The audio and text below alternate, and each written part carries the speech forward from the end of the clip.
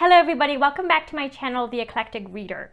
If you're new here, hello, my name is Fariba, and this is my channel where I talk about middle grade books, cozy mysteries, historical fiction, and nonfiction.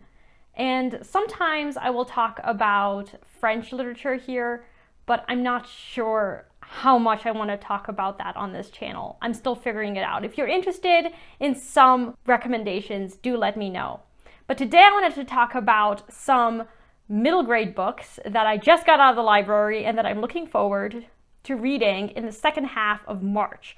If you don't know, there are many challenges in the month of March, including March Mystery Madness, and I made a vlog about my first week of middle grade reads. I read 3 books and I had a great time.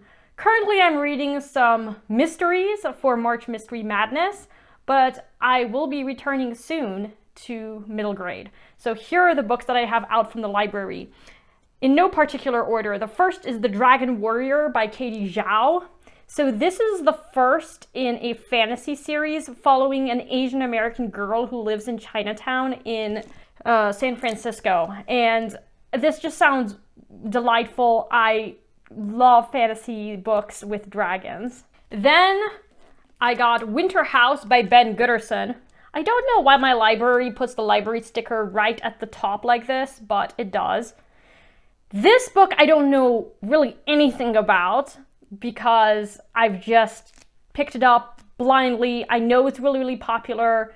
I have seen it around on BookTube. It has wonderful illustrations. So here is a beautiful illustration. Oh, there you go. We're following an orphan, which is quite common in middle grade books.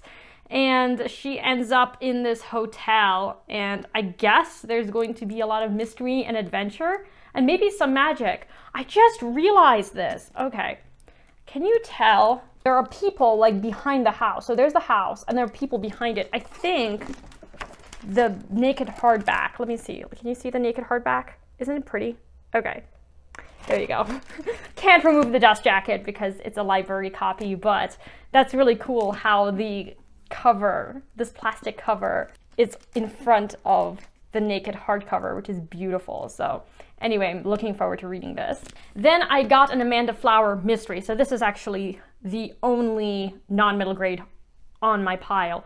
This is Flowers and Foul Play, which is the first in a Magic Garden mystery by one of my favorite cozy mystery authors, Amanda Flower.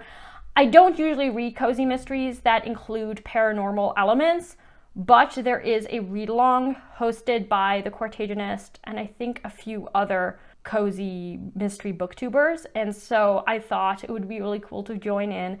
I'm already a part of the Courtaginist book club, and this month's read is the first in the Myrtle Hardcastle series. I will be reading this as well because I want to participate in all of the cozy mystery book clubs that are on BookTube. Then I got Evangeline of the Bayou by Jan Eldridge. This is the cover. And this one also has some nice illustrations. So let me see. Oh, there's one. Here's a nice spread. So the illustrator is Joseph Kufler. The illustration for Winter House is Chloe Bristol. And I don't know if there's an illustrator for this book. No, there's no illustrator for The Dragon Warrior. Evangeline of the Bayou may or may not be a fantasy book. I'm not sure. I know that there is a mystery, though I'm not sure if this would constitute a murder mystery or really if it would fit in the mystery genre. It doesn't have the mystery sticker, but there seems to be some kind of a mystery in the story nonetheless. So we're following this girl, Evangeline, who lives in New Orleans in the Bayou. Well, it says that she's studying folk magic and hunting monsters. So there is definitely fantasy and perhaps some mystery elements. I just think that the Bayou setting is just excellent for a middle grade. Then I got a classic. I got The Last of the Really Great Whangdoodles by Julie Andrews Edwards. Yes, the actress whom I was obsessed with as a child. Now, I knew that she had a few books out. Some she published with her daughter and some that she published by herself because her daughter is also a children's author.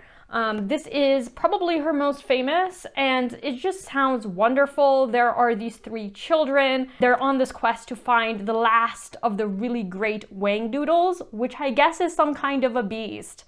So I look forward to that. And the final book is by Avi. I've read a few books by Avi. Some I've loved and some I've been less, captivated by. But this one is Ragweed and Poppy by Avi. I don't think that this is the first Poppy book, but it's illustrated by Brian Floca. Brian Floca is friends with Avi and has illustrated the Poppy series, but he also has a picture book out called Locomotive. It came out, I think, probably 5 or 6 years ago now, and I read and loved it. I don't read picture books very often, but this one I read because of the illustrations, and Floca's illustrations are just magnificent. I mean, here is one. You can see how beautiful it is. So this is the final middle grade that I have that I will be reading. I don't know in what order actually I'll be reading these books. It's possible I may pick this one up first or some of the others. Let me know if you've read any of these and which one you would think I should start with first.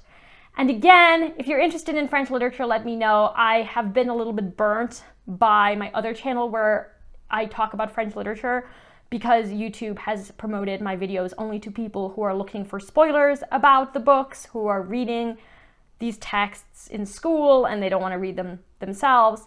And I realized that I don't really want to make educational content, but I may read French books and just talk about them in my wrap-ups. And if you're new here, I hope that you stick around and subscribe. Thank you everybody for watching, and I will talk to you later. Bye now.